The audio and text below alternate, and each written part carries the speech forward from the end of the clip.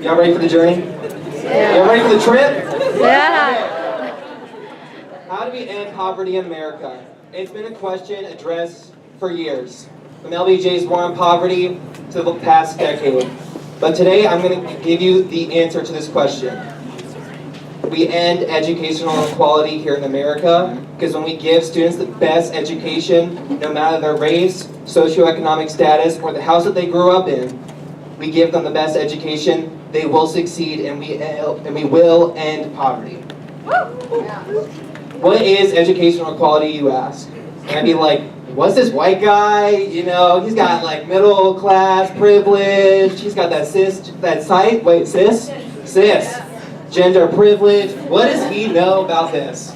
But we'll get to that later, because I do have a connection to this. But what is educational equality? It is a social injustice. It is a problem in our society. It is not a myth. It is not a lie. It is the truth. All students are not getting the best education that they can possibly receive in our nation. Unfortunately, but studies have shown that our nation's African American and Latino students are not getting the best education, and our students that are coming from high income, our white American students are getting the best educational income, not educational income, but educational access and quality of education. High school dropout rates is one of the biggest effects of educational equality. 7,000 students drop out of our American public school systems every single day. 7,000.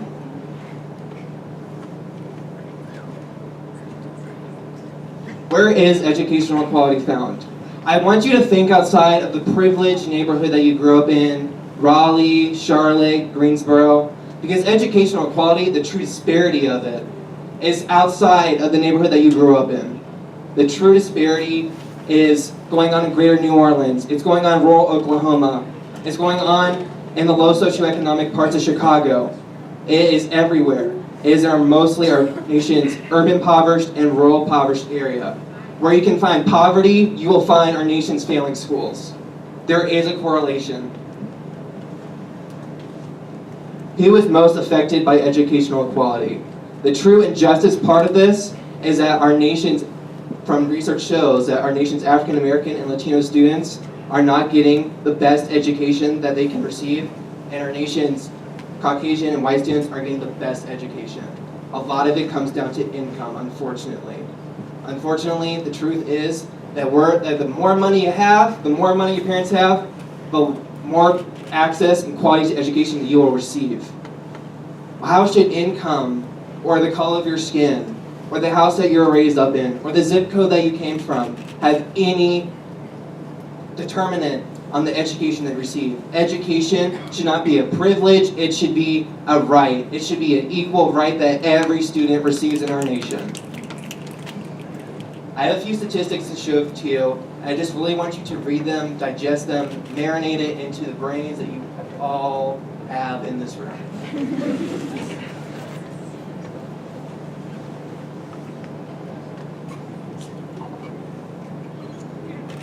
Oh, read it. 15 million children growing up in poverty each day in this nation. Only 8% will graduate by college by the age of 24. Students that graduate from high schools and low-income communities will graduate with the 8th grade skill level. This is the educational quality that we are referring to. This is probably the most important set of statistics that I will show to you tonight. 59% of federal inmates are high school dropouts. When we give students low-quality education, we are limiting their life prospects to the size of a jail cell, most likely. We spend $8 billion on public assistance programs that research shows are predominantly high school dropouts. The truth is, we're all going to graduate sometime. You know, sometimes a little bit later than usual. But guess what? We're going to be paying taxes. $8 billion are going to our high school dropouts and public assistance programs. We're going to be spending all that money into that bank account. And the thing is, the truth is, we have a national debt we have to take care of. We have other things to spend our money on. $8 billion. That's a lot of money. And how can we end educational equality? Each one of you in this room is all privileged. I am privileged, you are privileged, you are privileged. We all have a social responsibility to advocate for our nation's children that are not receiving the education that most likely all of us in this room received.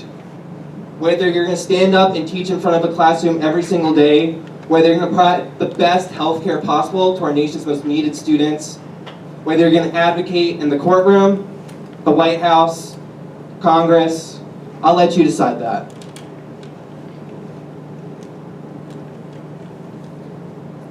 Tying it all together.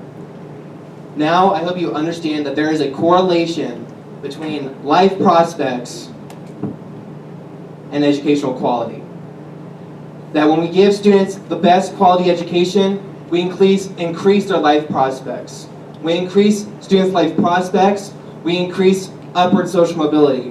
When we increase upward social mobility, we change communities, we change families, we change households, we change lives. When we start changing lives, we start changing this nation. When we change this nation, we grow as a country. We become better. We grow.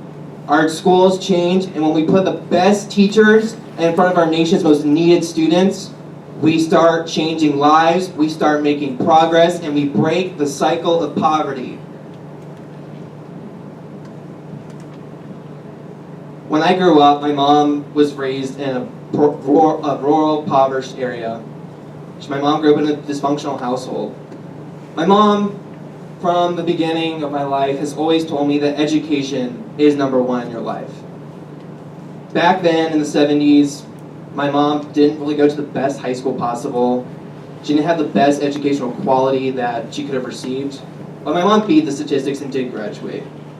My mom now runs 2 businesses, and luckily, we all have great life prospects. But today, in 2014, not every student can beat the statistics, because the research shows that social institutions and the social environment that students are being raised in from birth to the 12th grade has a greater effect on their life prospects and where they end up in life than their rational choice and free will and their motivation to succeed.